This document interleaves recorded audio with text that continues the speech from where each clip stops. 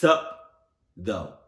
I want to say I was about 12 or 13, right? It was me and Koollee, actually.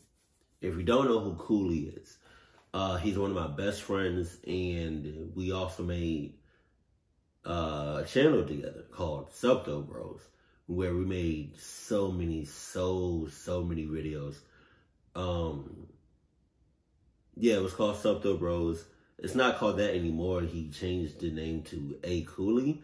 I'll put a link to that channel down in the description box below, so y'all can go ahead and check him out. But we have been friends for I don't know how long, you know, since we was in diapers, you know, since birth, to be honest. So at the time of this incident, like I said, we were about 12 or 13, probably 11, I don't know, somewhere around there. I was living in an apartment with my mom, and my mom smoked at the time, right? But you have to forgive me, like, this is kind of a blur. My memory is not that good. So at the time of this incident, it was just me and my mom. We were living in an apartment, and my mom smoked at the time. That's going to play in a little bit later in the story. We were old enough to be left home alone, but not too long, you know what I mean? So my mom, I guess she had a date, so they went out for a few hours, so it was just me and Koollee, only ones in the apartment, right? So, you know, we playing games and having jokes and having fun and whatnot. Just doing the normal preteen, teenage stuff that, you know, teenagers do. So we just mind our business, playing video games and whatnot, right? So the stove that my mom had, I think was gas. So we go to the kitchen, we cook something on top of the stove. I cannot for the life of me remember what we cooked, but we cooked something. I know it because we turned it on. We turned the gas, we turned the gas on, we turned the flames, we saw the fire, we was cooking something. And after we were done cooking, one of us turned the nozzle either all the way over to the left or all the way over to the right, right? And you know, as kids, if we don't see the fire, that means it's out. It's off. And that's what we thought. We thought it was off. So, hours go by. I'm talking 3, 4, 5 hours go by. And we just go back to what we were doing, playing video games, watching TV, eating snacks and whatnot. And then we doze off.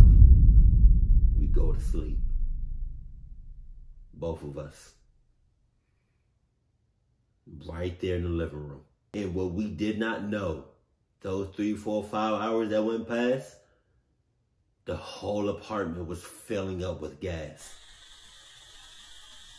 Because although the fire was out, the gas was still on, and it was pushing out gas. It was pushing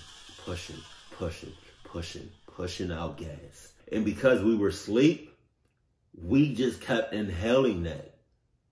All that gas, we just kept breathing it in. So I'm about to explain the setup of my apartment, of the way it was built, right? So you got this one building that has 3 levels to it, right? On each level, there's separate there's separate housing, right? But it's all connected in one building. So I'm about to explain to y'all the layout of the apartment that we were in at the time. It was 3 levels to it. So boom, right? This is the front door. You go in, now you're in the apartment. When you're in the apartment, you're already on the 2nd floor. It's like the stairs do a spiral, you know what I mean? So you go in, already on the 2nd floor, and then you spiral and you go up to the 3rd floor. But the 1st floor is like kind of lower, so you have to go downstairs to go to the 1st floor. We were living on the 2nd floor. The gas just kept increasing and just filling up the apartment. Not even my apartment, the whole building, to be honest. So y'all remember how I told y'all my mom smoked at the time? So when my mom gets home, she has a lit cigarette in her hand right before she enters the door. She puts out the cigarette. She enters the apartment and is immediately hit like a punch in the face of gas. The next thing I know, mind you, me and Koollee are still asleep on the floor. The next thing that I know and I saw as I'm slowly opening up my eyes, I'm seeing firefighter legs walking back and forth, back and forth, back and forth. As a kid, I'm like, what the cluck is going on right now? Because as a kid, you see firefighters, it cannot be good whatsoever. I'm telling you, everybody in that apartment building was outside. Because the firefighters told us, if your mom walked in with a lit cigarette, it would have been wraps. Basically, it would have been wraps. It would have been over. This whole building would have just caught on flame. It would have, boom. You know what I mean? I could not be here. I would not be here right now if my mom did not put out that cigarette. Thank God she did. Jesus. And as I look back on it, I'm just super thankful that she put out that. Thank you, Mom, for putting out that cigarette, because it was going to be wraps for me and Koollee and pretty much everybody in that building. Holy Jesus. I think the moral of the story is, it's like, if you messing with a gas stove or gas anything, make sure that joint is turned off completely. Because just because you don't see no flame does not mean it's off. Make sure that clutch is off. Because that's nothing to play with. Gas is nothing to play with.